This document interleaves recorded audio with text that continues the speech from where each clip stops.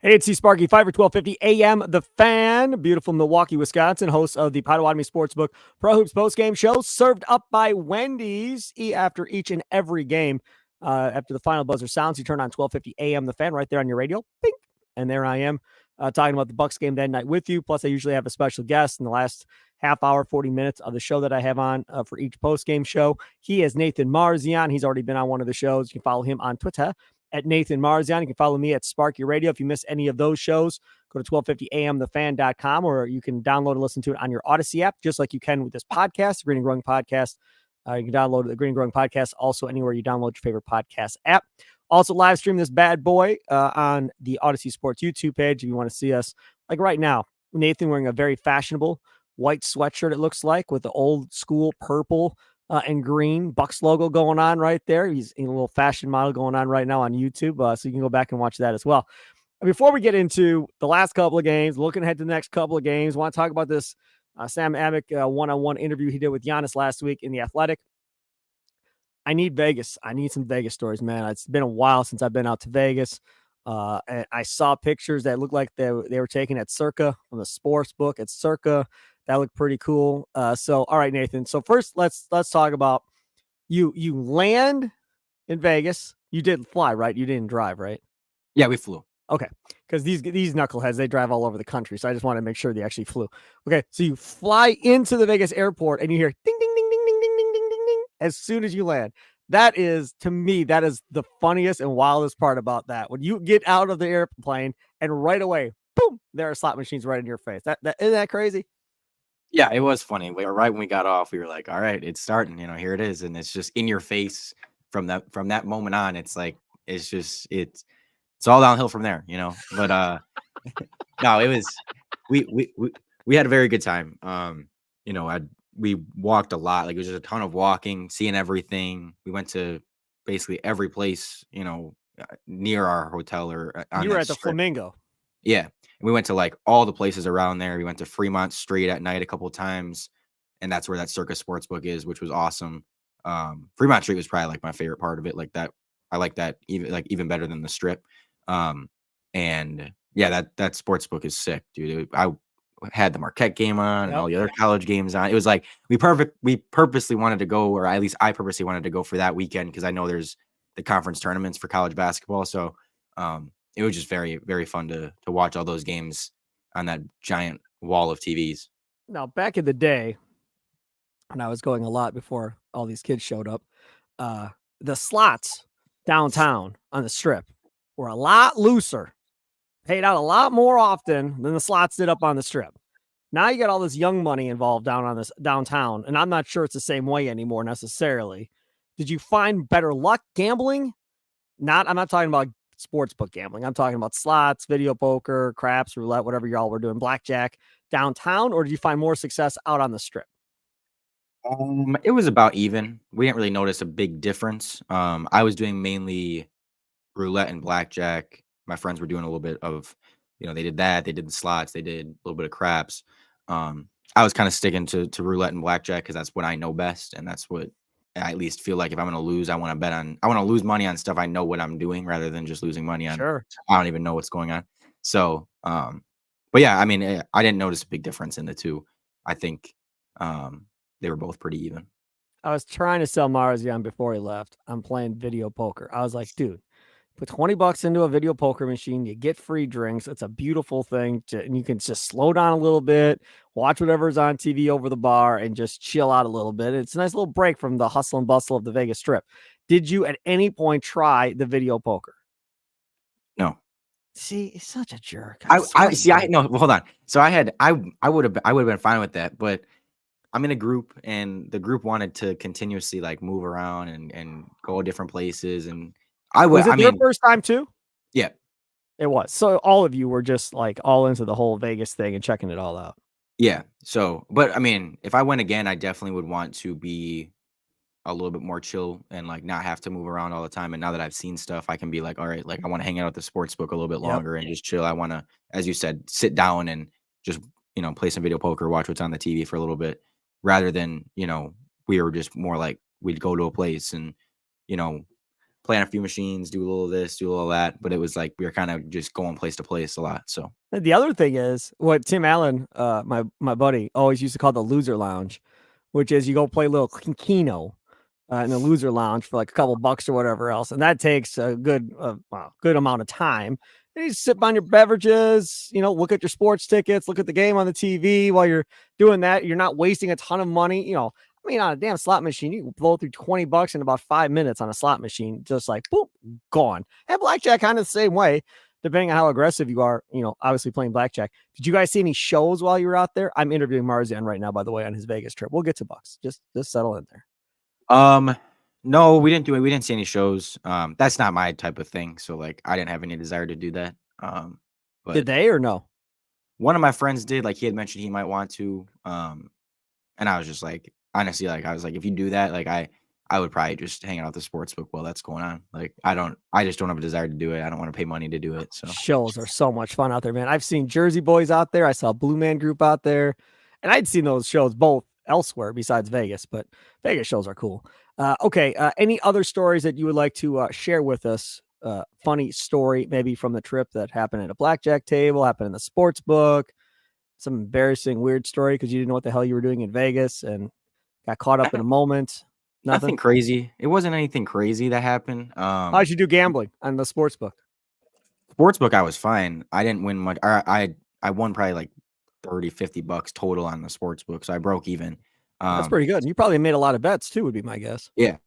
Yeah. And then roulette I wasn't good at though. Black was not hitting. And once you have a color, you have to stick with it because as soon as you switch, it's gonna, you just got to ride or die with it. So I was on black the whole weekend and it wasn't very good to me. So see, when I went out there, $200. yeah, we always played numbers more than we played colors. So like the one trip, my buddy, this guy that we worked with, his favorite number was 22, and he had passed away like just not long before we left to go on the trip. And that 22 hit 5 times while we were playing roulette. And we were playing $5-10 a number. So I mean, it was amazing. We're like, holy cow, this is crazy. You just saw 22s popping up all over the place. That was a magical type situation. Like, that doesn't normally happen where you're hitting numbers like that. So a lot of fun either way. All right, good. I'm glad you're back. One piece. All went well. You didn't end up in jail or nothing like that, and you're home safe. So that's good. While you were gone, the Bucks came home from out west where you were, and some home cooking did them some well. Obviously, Joel Embiid did for Philadelphia also helped out too. And then they get the Suns on Sunday, and no Giannis for the Bucks this time. And Middleton returned, so there was big news there. He played more minutes than I thought he was going to play. Lillard played well. Your guy Bobby Portis, which I saw on Twitter, people are like, boy, good thing Marzion's not our GM. We never would have had this game. Portis had a big game, 25 in the first half against that Suns game. I love it. I mean, you should be proud of yourself, really, because at this moment in time, anytime somebody says Bobby Portis, your name is the next thing that comes into their mind. I think we've reached that point with Bucks fans that Bobby Portis, and then the next thing is Nathan Marzion, followed right after Bobby Portis' name. Regardless if people want to think of you or not, they're thinking of you every time something like this happens. He was awesome. And I mean, even before the deadline, when I and many others, I mean, I want to point out that I am not the only person that wanted to trade Bobby Portis. You're right. I was one of the first people to be very vocal about it, and then a lot of people by the trade deadline wanted him traded. But even then, I mean, anytime he played well, I would be tweeting, Bobby Portis, like, I'd be tweeting positive things about him anytime he played well. So this isn't like I've been, totally hating on him and rooting against him or anything like that. But I always believed like he just playoff time. I don't think he's going to be a productive player. I think they can get good value for him. Like I want him traded.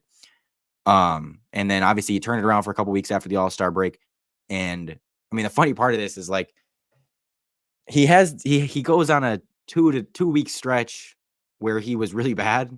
And then he has this one crazy game, and like it's all of a sudden like, oh my gosh, how dare you ever criticize Bobby Portis? And it's like he was great, but let's pump the brakes a little bit because he had like a 2 week stretch of bad basketball before that, where he looked more like he had, in the pre-deadline part of the season. But if he can give you anything, he's not going to give you 30 all the time or much at all, but if he can be hitting shots like he is and seems to be giving some effort on defense, okay, then he starts to be a much more playable, a much more impactful playoff guy. And I mean, that's what this whole thing is going to be about. Like, you can sit there and yell at me and say, how dare you want it Bobby traded and you were so wrong and all that. If the guy goes and stinks it up in the playoffs and looks terrible, every person that said Trey Bioportis looks right. And if he goes and looks and plays great in the playoffs, every person who said Trey Bioportis looks wrong. It's all going to depend on the playoffs. Like, nobody's going to care about him putting up 30 in the regular season against the Suns. It's going to be about how he looks when it matters. So, again, good to see him playing better and having these type of games. And when he does, especially in a game, without Giannis, where you needed that extra scoring punch and you got it from multiple guys. You got it, Dame was great. Bobby had 30. Chris was really good in his return. Malik Beasley, Jay Crowder all had I think they each had 17 or 18. So, it's great to see him playing well, though, because you're going to need that, for them to win the title, you will need at least one of him or Pat to play really well. You're going to need a guy like that off the bench that really steps up and plays consistent and is impactful, not just getting double doubles, but like impacting the game and being efficient, being smart and playing at least decent defense, or giving more effort on defense. So, if we can get this in the playoffs, I'll be very happy to say I was wrong. I said on the Potawatomi Sportsbook Pros post-game show served up by Wendys after the Suns game, I said the guy that I think is the X factor in all of this for the Bucks, you say it's Bobby Portis and Pat C. I mean, I'm assuming Jay Crowder's coming off the bench and is going to be in this rotation, is going to get minutes here. So for me, it's Portis and Jay Crowder because I have no faith in Pat C.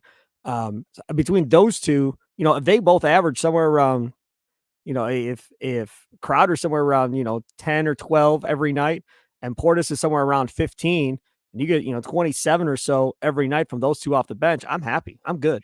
Yep. If those guys can both get to double figures and be around 15 every night with like 6 or 7 boards, something like that, I think that's a success for this Bucks bench and you feel much better about, a series against Boston or whoever you may face. Yeah, I think ultimately you're going to need 2 of those 3. Like, your starting 5 is, those are going to be guys that you kind of rely on pretty consistently. And then it's going to be, okay, off the bench, we need 2 guys. We need 2 guys that play well.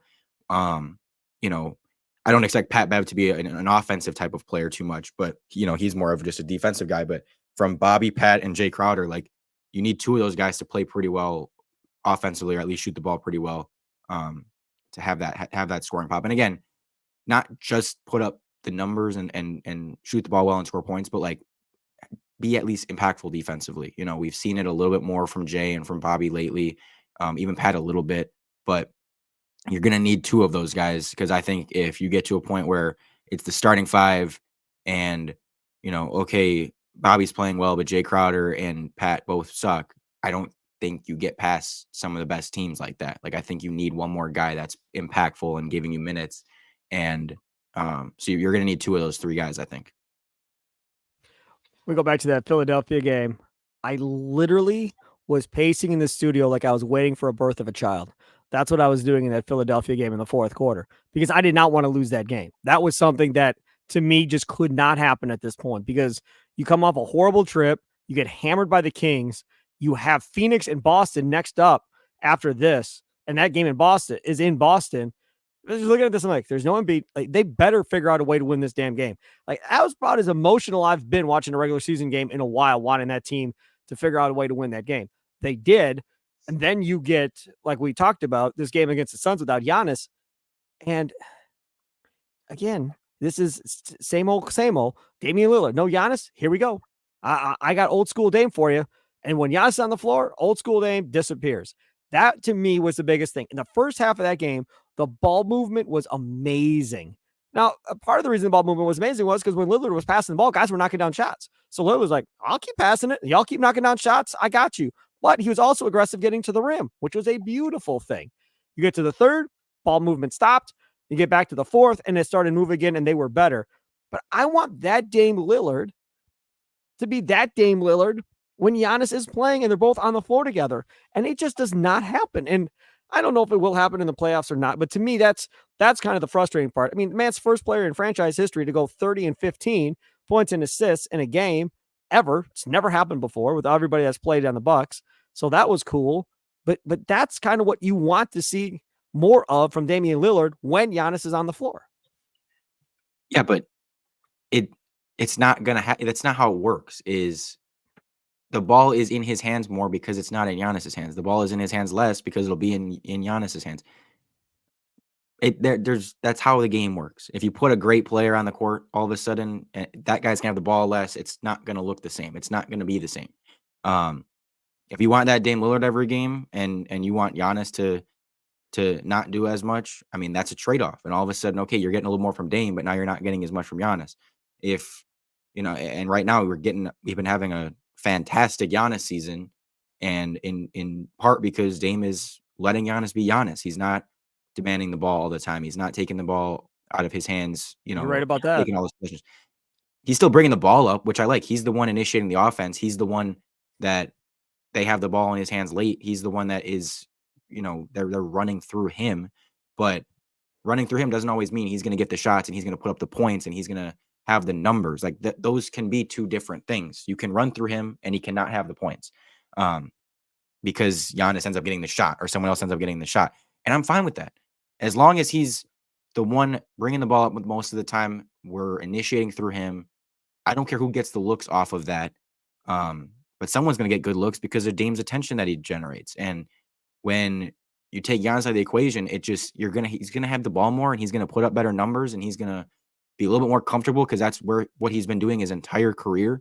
So it's just not logical to expect that Damian Lillard, when you throw in arguably the best player in the league in that game, on his team, because it's like, well, of course he's not going to have the ball as much and he shouldn't. Like, you should give Giannis the ball several times in a game, in the span of an NBA game. So I don't know. I don't know why people expect that you can get that Damian Lillard consistently. You can get it for games. Like, there'll be games where him and Giannis go off together and he's able to put up 30 and 10 assists and all that. But it's not going to happen consistently when you have another superstar player that's even better than him on the court. You are taking away. You're acting like I'm saying take away shots from Giannis. I'm not. You have to. If Dame is gonna do that every game and put up 30-something points, it's gonna have to take shots away from Giannis. No, we could take shots away from Beasley. Can take shots away from Brook. Can take shots away from Middleton. It doesn't have to take shots away from Giannis. They both, in my opinion, can get 20 to 25 shots a game. I mean, but Dame's shooting 19 a game. I understand what he's shooting, but I'm telling you that where I say aggressive nature, Nathan, is going to the rim. When Giannis is out there, it's more, I'm going to take my 3-point shots out here, and I'm not going to do as much. I'm going to let Giannis get the guy running to the rim and, throwing down the dunks or making the decisions. The Damian Lillard drive and kick game, to me, not as prevalent when Giannis is out there than when Giannis isn't out there. Damian Lillard more prone to do that. Maybe I'm wrong. Maybe stats and numbers will tell me that I'm wrong as far as, driving kicks type deal with Lillard when Giannis is on the floor versus without. But to me, it seems like there's a lot more of that with him going to the rim, making decisions, than there is when Giannis is on the floor. Just go back, watch this next game in Boston, providing Giannis plays. I'm assuming he's going to play. There's this hamstring thing apparently that he's dealing with. But providing he plays in Boston, just kind of pay attention to it. When Giannis is on the floor, see how aggressive Lillard is going to the rim versus when Giannis goes off for a break and it's Lillard and whoever else is out there with them, and how the mentality changes with how aggressive he becomes. But again, of course he's going to be less aggressive and have fewer drives and have fewer moments where he's in the paint making a decision when Giannis is on the court. Like, there's going to be more times where Giannis gets the ball. There's going to be more times where he ends up with the ball in his hands at the end of the possession than Dame. And that's okay. That's fine. It's just, that's how basketball. What I'm saying is when Dame has the ball, instead of driving, Dame's just taking the shot. Or Dame's just quickly passing it off to Beasley or whoever the case may be. Instead of going, I'm going to beat my guy and I'm going. That doesn't happen as much. When Giannis is off the floor, then Dame is more prone to attack the rim and kind of go for it and not settle for jumpers. When Giannis is on the floor, then I'm not about beating my guy one-on-one. Now I'm about getting the ball to Giannis or switching it off to Beasley. You know what I mean? It's just It's It is more also passive approach. I know, but that's also a spacing thing where you're not gonna drive as much Sure. when Giannis is on the court because Giannis is down low, and B, it's just a teamwork thing. Like, he's gonna be a different player and adapt to the personnel that's on the court.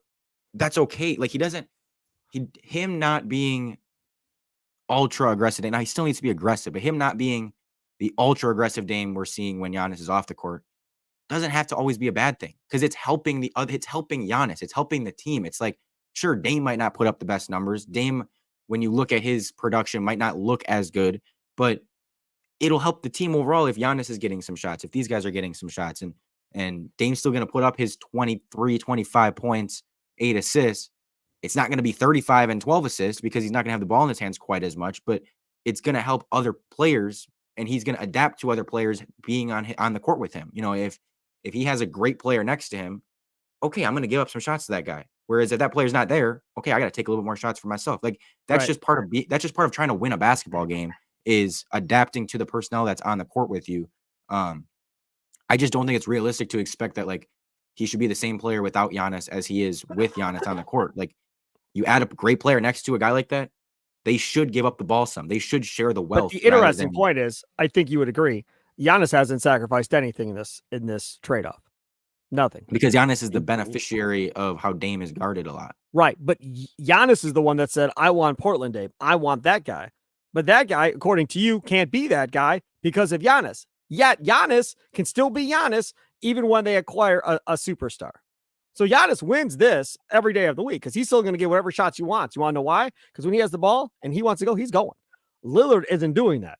Lillard, when he gets the ball in times where he would normally go, isn't, and he's passing it away and trying to be the great teammate. Giannis is like, the hell with this, I'm getting mine, and he goes. That's the difference between the two mentalities. And I think that's what Giannis keeps talking about of, dude, you got to be you. You got to quit worrying about everybody else out here, and you got to be you and be that aggressive player on the floor. That's what I think. Maybe I'm wrong. Maybe that's not what Giannis means, but that's what I think he means.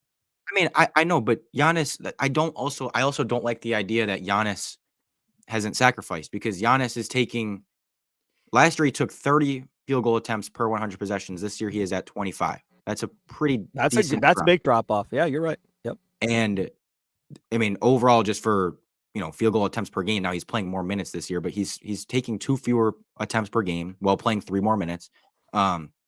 He has sacrificed a little bit. Now his numbers look better because his efficiency is better. So, like, he hasn't needed as many shots to get his 30 points as he has before. And what's the free throw difference? What's the free throw difference for him? Because you said Lillard was taking 3 less free throws a game than he was last year on the last time you and I talked. What's Giannis's free throw differential? Do you know? Last year he took 12 per game. This year he's at 11. But again, if you adjusted for minutes, he took basically almost 14 per 36 last year, and he's at 11 and a half this year. So he dropped 3 too, just like Lillard. So they both have dropped as far as and again, go. But again, that's also just a product of, like, the ball's in someone else's hands more. The ball is, you're not the only one getting to the line anymore. So it's going to go down a little bit for you and a little bit for Dame, but, like, that's just, I don't know. They're not. No, that's a product of the NBA.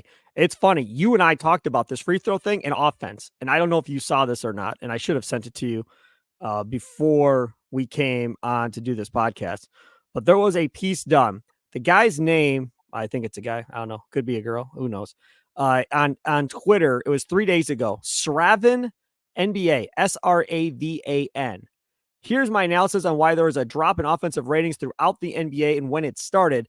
Short answer, drop in free throws. Long answer, read to find out. And it goes over how offense has kind of, offensive rating has kind of went backwards this year. And the drop in free throws is across the league. It's not just the Bucks, it's across the league. Yeah, but that there was that chart that said, which guys have basically since whatever it was, February 1st, seen the biggest drop.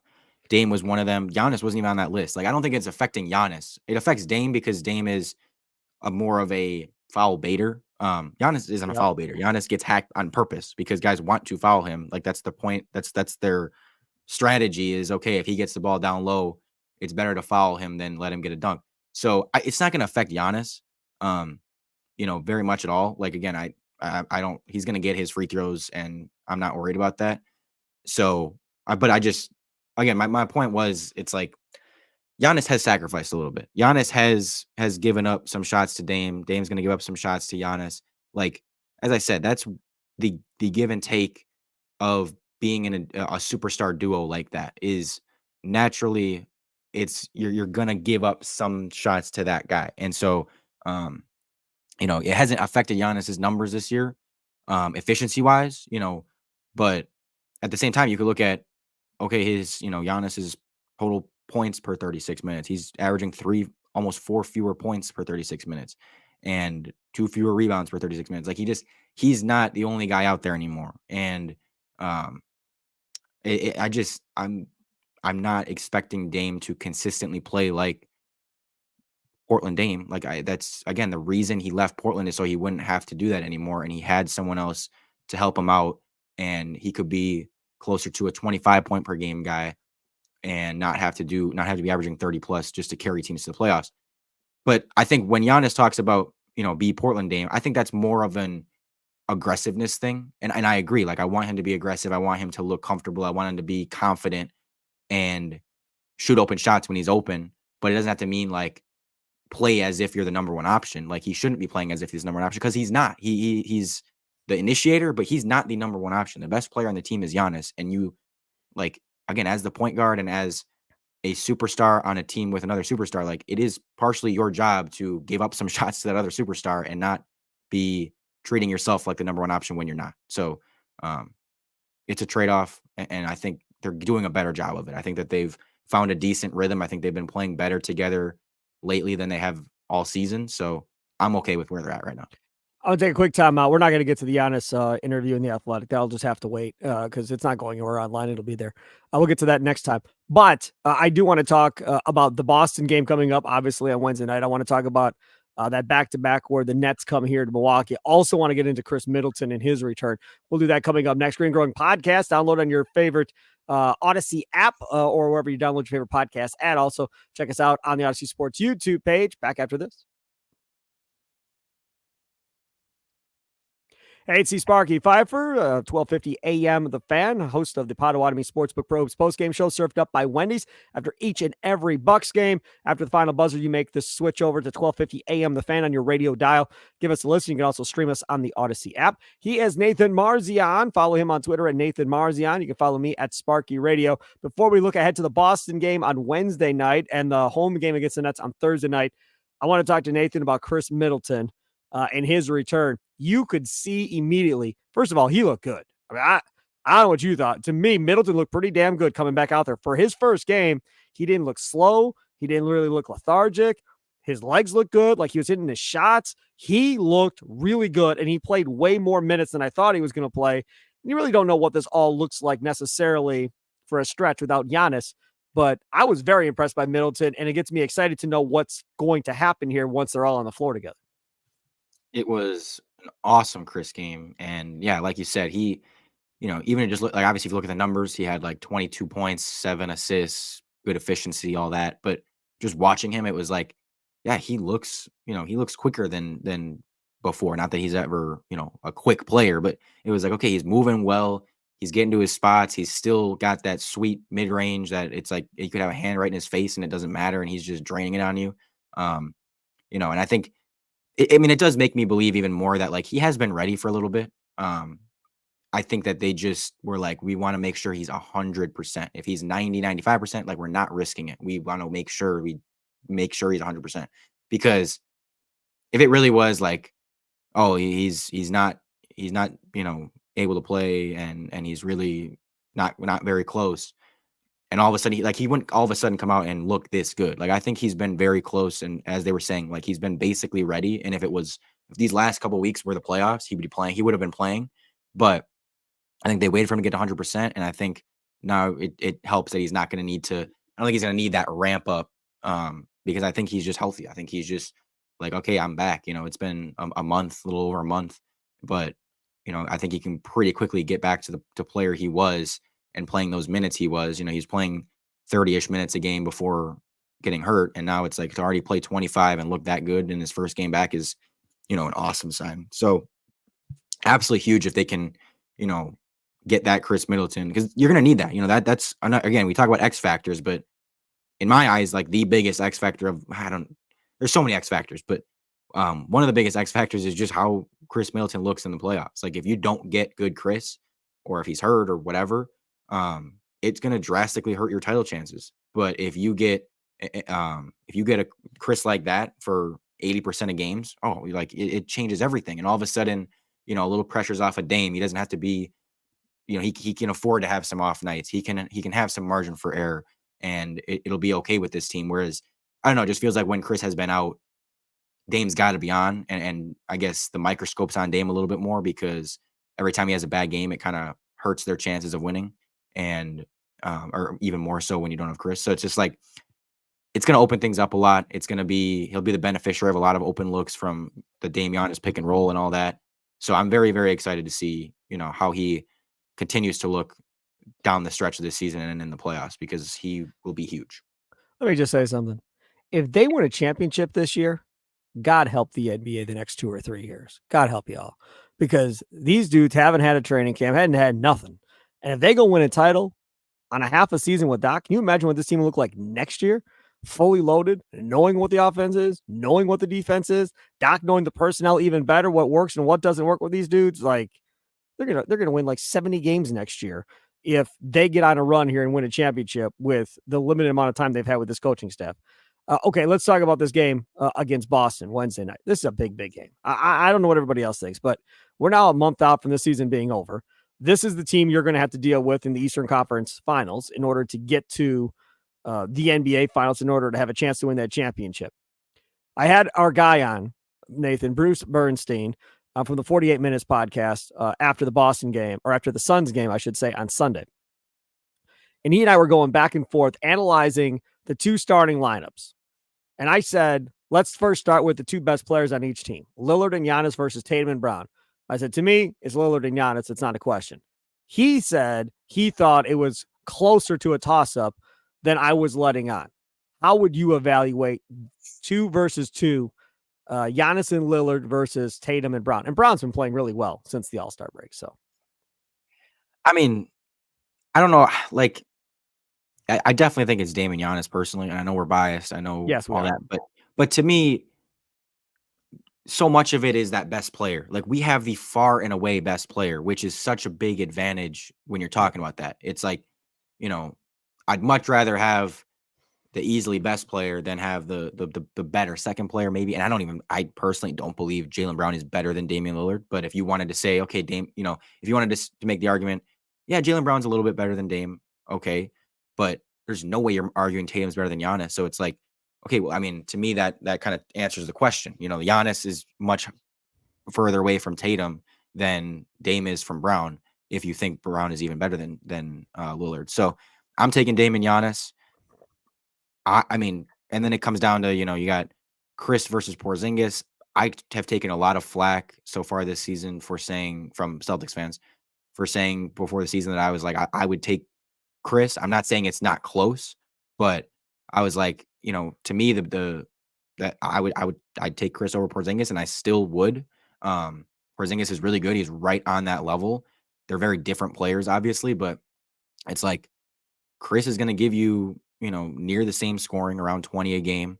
He's going to give you 7 assists, and really be a connector offensively. And he's been really efficient. He's shooting near 50-40 shooting splits. And so is Porzingis, but it's like, I mean, they're very close. Like, I think Celtics fans would just like, maybe they think that the duo is closer to our duo than we do. I think that we would say, well, Chris is closer to Porzingis than you think. So that's interesting. I didn't compare it that way. When Bruce and I talked about on the post-game show, I did the first duo, like I said, and then I did Brook versus Porzingis. Well, I'm not talking about matchup wise. I'm talking about like third option wise. Yeah, I understand what you're saying. And I compared Middleton to Holiday.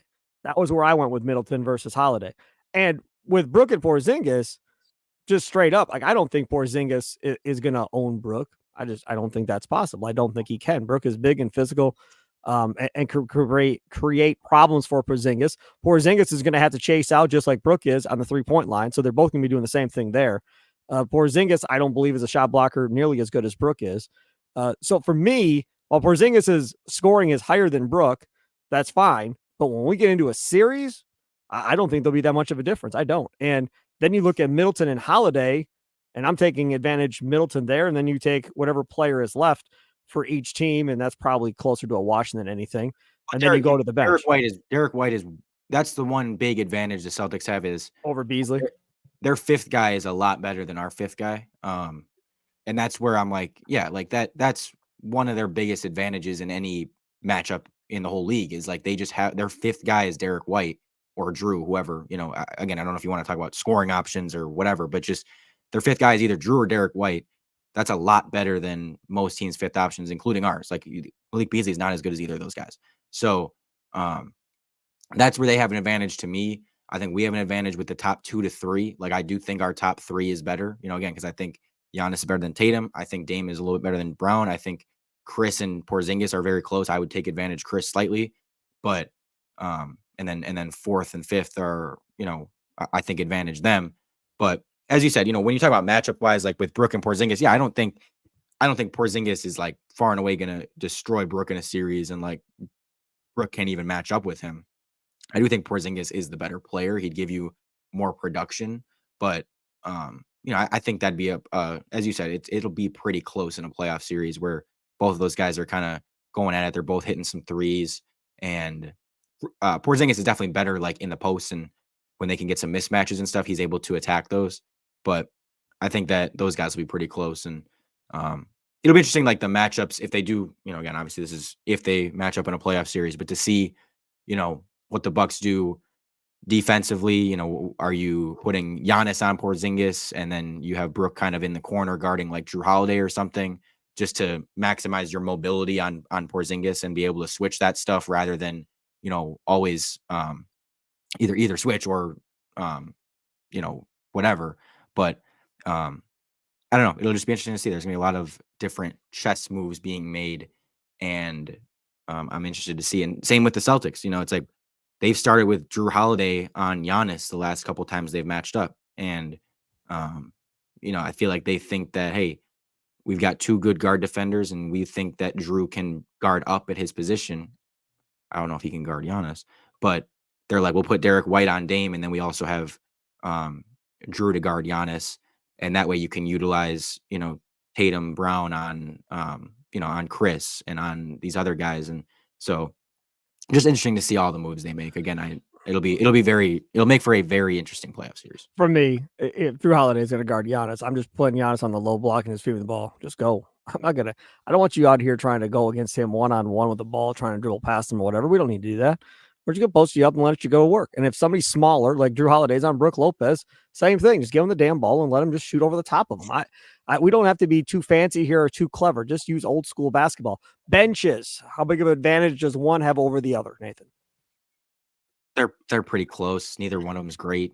I think I would say the Bucks maybe have the higher ceiling of their bench if Bobby's really playing well, if Jay Crowder's playing well. Like I think that they would get more. Like if with everyone at their best, I'd take the Bucks, but I think the Bucks bench has been a little too inconsistent that it makes it much closer. Because again, when those guys are bad, they're really bad. And I know the same can be said about the Celtics. They have basically just like Sam Hauser, Peyton Pritchard, those guys, Al Horford coming off the bench. It's not like I hate Al Horford. God, yeah, I hate Al Horford. Oh my absolutely. God. I agree. But it's not like they have, studs coming off the bench. So again, when Portis is on and hitting shots and, if he's just scoring 20 and stuff like that, okay, I'll take our bench. But the inconsistency makes it difficult for me to say. And again, there could be a series where their bench totally outplays ours because, again, when ours is bad, it's really bad. There could also be a series where our bench is a huge difference maker and in that type of series and, almost wins us that playoff series. So I don't know. That's much harder for me to answer because of the inconsistency that we've seen. How big of an importance do you put on these next 2 games for the Bucks in Boston, and then that second game of a back-to-back in which I can't imagine Milton plays the Nets game, just because I figure they're going to take it really slow with him. How big of an importance do you place on these 2 games this week?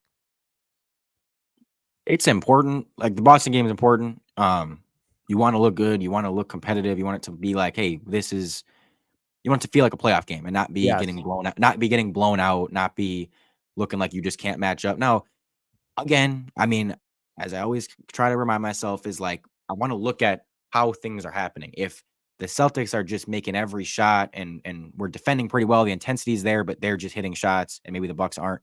That's one thing. But if it looks like, man, they're getting any look they want, we can't get anything, and guys are getting locked up and blah blah blah. That's a different story. I'd be more concerned at that point. But overall, it's like you just want to be a competitive game. If they lose, they lose. It's not the end of the world that, oh my God, you lost to the Celtics in a regular season. But it's more of just like a litmus test, kind of, again, see where you're at. We've had 2 games against them. We lost the first one by 3 and we won the second one in a blowout. So, in Boston, it'll be very tough, but at least just be competitive. And then we do have them again. I think it's in April, like early April, where we have the Celtics at home. So we do have another chance to play them again, even closer to the playoffs. So, yeah. That'll do it for another edition of Green and Growing. Thanks so much for tuning in. Again, we record these usually on Mondays and Thursday nights, but that all kind of has changed now since we started doing the post-game show on 12:50 a.m. The Fan. So the days may maneuver around and change a little bit, but for the most part, that's what we try to do. Check out the Green and Growing podcast. Tell your friends, tell your family members, tell everybody that you know. Download it on your Odyssey app, wherever you download your favorite podcast at. And of course, check us out on the Odyssey Sports YouTube page as well. Enjoy the rest of your day. Toodles.